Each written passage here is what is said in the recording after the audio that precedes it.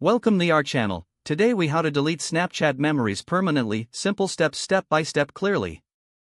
Open the Snapchat app on your device. Log into your account if prompted. Tap on your profile icon located in the top left corner of the screen. Scroll down and select the Memories option. You will see your memories organized by date and category. Browse through your memories to find the one you wish to delete. Tap on the memory you want to delete. Once opened, look for the three dots icon in the bottom right corner. Tap on the three dots to reveal additional options. Select Delete Snap or Delete from the options provided. A confirmation pop-up will appear. Review the message and confirm your choice by tapping Delete.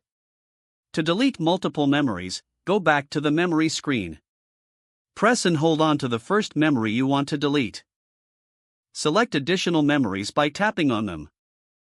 Once selected, tap the trash can icon at the bottom.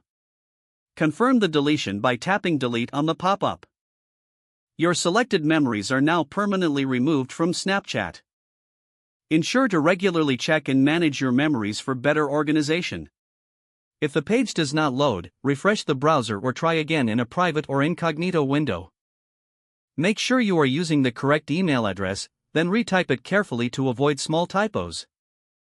If your password is not accepted, use the reset option and create a new strong password you can remember.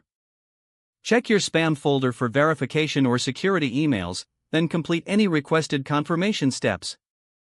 Enable two-factor authentication if available to improve account security and reduce unauthorized access risk.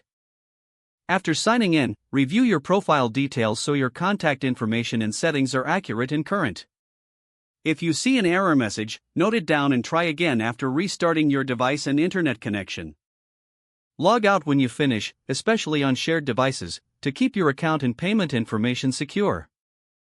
If the page does not load, refresh the browser or try again in a private or incognito window.